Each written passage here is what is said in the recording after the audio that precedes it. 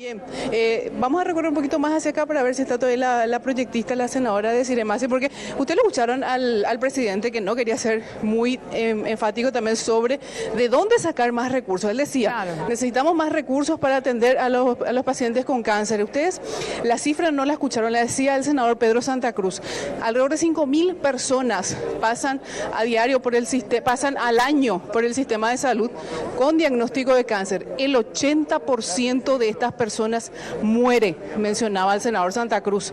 Es una tasa de mortalidad altísima que también pasa porque no hay una detección temprana y por eso se da 80% de pacientes diagnosticados con cáncer muere, decía el senador Pedro Santa Cruz. Y decía el presidente Mario Audo, vamos a buscar recursos, pero él al parecer no está muy de acuerdo con este nuevo proyecto que plantea una tasa mínima de 30%. Él habla de un incremento solamente gradual, senadora. ¿Qué opina sobre esto? Y bueno, eso vamos a discutir. Eso en este momento, luego de hecho, no estábamos a decir, está en el proyecto, pero no así claramente. Pero para nosotros, esta ley, y para que es lo que yo estuve explicando ahora, qué es lo que está pasando en este momento. En primer lugar, muchas veces ya vemos el extremo, que es cuando ya no hay medicamentos, ¿verdad? Y es que cuando estamos viendo lo de las polladas, etcétera, etcétera, ahora que es algo dramático. Pero otras veces existen medicamentos dentro del sistema, pero la fragmentación que tiene el propio sistema hace que esa persona deje de recibir uno o dos ciclos de quimioterapia habiendo drogas, porque no hay una coordinación del sistema. Entonces la ley, ¿qué es lo que trata? Es de cambiar el paradigma. No tiene que estar el paciente golpeando puertas del sistema, girando alrededor del sistema. El sistema tiene que girar alrededor del paciente y de su familia. Es decir, una persona diagnosticada con cáncer, con esta ley, tiene la garantía que de donde sea va a tener la droga. Si está en el IPS y el ministerio tiene, sin necesidad de ningún convenio directo, sin golpear puertas, lo mismo con el tema de los métodos de diagnóstico. Está en el sistema. Falló, está descompuesto el tomógrafo del Nacional, está tercerizado entonces y se va al sector privado, porque muchos pacientes con cáncer para cambiar el protocolo o para decidir una cirugía necesitan de una ecografía, una resonancia, una mamografía. Entonces eso es lo que trata, es abarcante de todo y se garantiza el financiamiento, ¿verdad? Que yo creo que va a ser todavía un tema de discusión, pero en este momento, ¿qué es lo que estamos haciendo? Tenemos financiamiento para el cáncer en 6 leyes diferentes. Estamos poniendo en una sola. ¿Cuánto se necesita tema? Y eso tiene que ver también. Alguna vez hicimos estimativamente lo que se necesitaría sería alrededor de 30 millones de dólares para cubrir todo. Rocío. ¿Ahora tenemos? Y ahora tenemos cerca de 10. Ahora, ahí también tenemos un problema que ahora por ley, algo que se debería hacer, pero lastimosamente no, que estábamos hablando antes, que el cáncer tiene que ser de notificación obligatoria, que de hecho es. ¿Por qué no se puede hacer una estimación buena? Porque no tenemos el Registro Nacional de Tumores, porque los sectores funcionan de manera tan descoordinada que no está unificado. Es decir, clínicas tiene su sistema, el cáncer tiene su sistema, el pediátrico tiene su sistema, IPS tiene su sistema, el sector privado tiene su sistema. Entonces eso tiene que estar totalmente integrado, porque el Registro Nacional de Tumores, ¿qué te hace, verdad? En primer lugar te permite ver si hay un cáncer que está saliéndose, vamos a decir, de lo esperado para una población. Te permite ajustar la campaña de prevención y de información y te permite estimar los costos reales, ¿verdad? Porque ahora nosotros no tenemos eso. Estimativamente hicimos para enfermedades catastróficas, ¿verdad? Hicimos una vez, pero y que ahí incluye todo, no es solamente drogas oncológicas, ¿eh? Cuando hablo de eso estoy hablando de métodos de diagnóstico y de todo lo que tenga que ver con el cáncer. Ahora quiero cambiar abruptamente de tema, senadora, sobre esta crisis del caso de Metrobús. La aseguradora es Royal, en el caso nuevamente del tema Metrobús. Y durante el gobierno de Horacio Cartes era como un comentario que se hacía de forma extraoficial, pero siempre se mencionaba muy fuerte que prácticamente era un requisito que uno tenía que tener, era asegurarse con Royal para ganar una licitación. ¿Qué reflexión hace de las responsabilidades tanto públicas como privadas en esta crisis que se desató ahí? Yo creo que hay una responsabilidad, pero totalmente, y esto lo hemos advertido muchas veces, muchas veces. Lo de Royal luego, todos sabemos que ahí hubo tráfico de influencias, muy obvio, porque si uno ve la calificación de Royal en su momento, Yo te puedo asegurar que una empresa, si podía hacer libremente, no iba a contratar al Royal, porque no es AAA, no lo fue. Estaba con saldo negativo. Estaba con saldo negativo hasta el 2016 y cuando le hacía una calificadora de riesgo y luego cuando le hacen una calificación mala, ellos cambian a otra calificadora de riesgo que le mejora la calificación. Pero lo más simpático cuando uno lee el informe, efectivamente, cómo mejora supuestamente Royal su calificación, porque dice incremento de patrimonio debido a, participación importante en licitaciones públicas. Más obvio, necesitaban capital, usaron del Estado paraguayo, la aseguradora de López Moreira. Ahora, a mí me parece importante que el Ejecutivo tome las medidas más allá del contrato, del convenio, de esto con Mota. Acá para nosotros hay responsables. El ministro Jiménez Gaona, hay que ver la responsabilidad de la aseguradora, todavía no está, ¿verdad? Pero cuando entre, porque realmente en este momento todos recuerdan quién es, que es Jiménez Gaona y el gobierno de Cartes.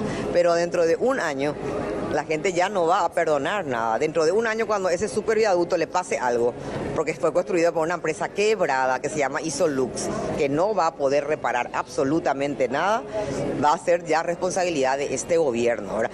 Lo es SACIR también con la ruta, ¿verdad? Así que todas estas empresas que vinieron, Mota, SACIR, ¿cuál es otra que vino también? Bueno, Isolux, la coreana Islum, la que tiene la bioceánica que se llama Queiroz Galbao, denuncias penales en Brasil y en Perú por incumplimiento de contrato y sobrefacturación. Todas estas empresas que fueron presentadas como la gran cosa, toditas tienen denuncias penales en la región. Toditas. Rocío, ¿le podemos hacer una consulta a la senadora? Va a ser muy difícil de probar en el caso de Horacio Cartes, por ejemplo, el principal responsable del Poder Ejecutivo, o directamente se va a poder ir a los mandos medios nomás en la investigación, senadora. Y la verdad que no sé cómo van a encarar, pero siempre está, o sea, lo que sí es seguro es el ministro, ¿verdad? Ahora, donde para mí tiene responsabilidad el presidente, pero eso es algo que lastimosamente la Fiscalía blanqueó en su momento cuando se presentó, es en la autoadjudicación que hizo Jiménez Gaona a su propia empresa. Porque allí Jiménez Gaona, el que firma el contrato es el viceministro, pero en la realidad el que termina esa concesión, porque las concesiones firma directamente el presidente. Ahí hay una responsabilidad directa del presidente. En su momento la Fiscalía blanqueó, así como la Fiscalía blanqueó la denuncia contra Isolux también. Entonces nosotros luego tenemos mucho cuidado en presentar denuncias a Fiscalía, porque justamente lo que está ocurriendo ahora iba a blanquear. Este es el momento para mí que las personas que pueden tienen que presentar las denuncias correspondientes. Senadora, desde piso le quieren hacer una consulta, le voy a colocar el retorno, está Fito Cabral en piso. ¿Qué tal, senadora? Volviendo un poco al tema de esta audiencia que ustedes tuvieron, el tema de las enfermedades catastróficas como el cáncer.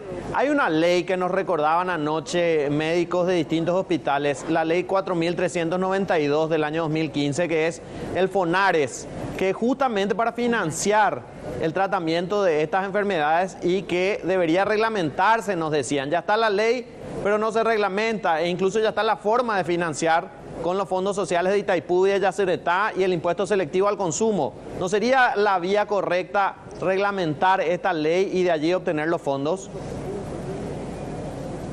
La ley está y está reglamentada también. El profesor Arbo reglamentó, fue el último acto que hizo y le entregó al presidente Cartes. La ley está ahora, que fue justamente lo que yo expliqué al inicio. Sí. En primer lugar, el cáncer es una de tantas enfermedades catastróficas, no es la única. Sí. Por ejemplo, dentro del listado, porque esa ley tiene el listado, nosotros elegimos, vamos a elegir, tuvimos que elegir, nos hicieron elegir a los médicos, no importa. Sí. Por ejemplo, los accidentes de tránsito, es una catástrofe, ¿verdad?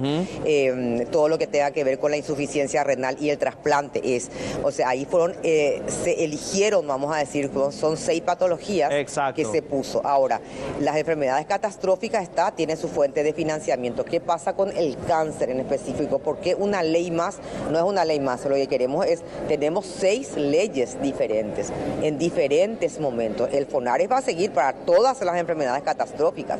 Ahora, el cáncer en específico está ocurriendo un problema que hemos detectado hace mucho tiempo, aparte del tema financiamiento, que no se está funcionando como red. Es decir, eso que estábamos hablando hace rato, esta ley es una ley nacional que integra todos los sistemas, el sistema público, el sistema privado, la facultad de medicina, el sector privado también, porque es prestador también de manera tercerizada, porque no tenemos suficientes equipos. Entonces la idea es eso, integrar, y ya lo que estábamos hablando antes, crear el Registro Nacional de Tumores, eso por ejemplo no está. Hay muchas cosas que no están, y sobre todo cambiar el paradigma un poco, que los pacientes sean la prioridad y no la burocracia. Claro. Ahora, yo siempre digo esto y dije desde un inicio, en salud pública nosotros tenemos prohibido hacer dos cosas: o crear pánico cuando informas algo, o falsas expectativas. La ley no va a solucionar si no hay voluntad política. O sea, es una ley, pero que sí nos pedían. Yo les cuento acá, hay muchas ganas de cooperación internacional para el cáncer, existe, pero siempre nos decían, si la casa no está ordenada, ¿cómo podemos cooperar? Claro. ¿A quién? Vamos a ir al pediátrico, a clínicas, al Instituto del Cáncer, al IPS, al Ministerio. Entonces, también, hace mucho tiempo el requisito para la donación era tener un sistema único. Bueno, y también en algún momento se tendría que apoyar la investigación científica, ¿verdad? Para saber por qué aumentan tanto los casos de cáncer en nuestro país, doctora. Y bueno, todo eso también está previsto, que tiene que ver justamente como estábamos hablando antes, ¿verdad? Si uno tiene el registro de tumores, entonces uno se va a dar cuenta qué tumor se está saliendo, vamos a decir, porque en salud pública es así, ¿verdad? Sí. Vos tenés estimado, vamos a decir, un número de tantos cáncer nuevo por población, ¿verdad? En tal población infantil o de adultos. Una tasa. Y nosotros en este momento, para hacer una investigación seria, te tiene que salir, tenés que tener el registro, y de repente te va saliendo un cáncer que no tiene por qué y está aumentando. A lo mejor a la gente le ha de sonar un poco así crudo como hablo, más allá de lo esperado, bueno, más allá de la estadística científicamente esperada. Entonces allí uno tiene que hacer una intervención a ver qué está pasando. Senadora, le agradecemos mucho por su tiempo, muy amable. Muchas gracias, hasta luego. Gracias, Rocío. Senadora.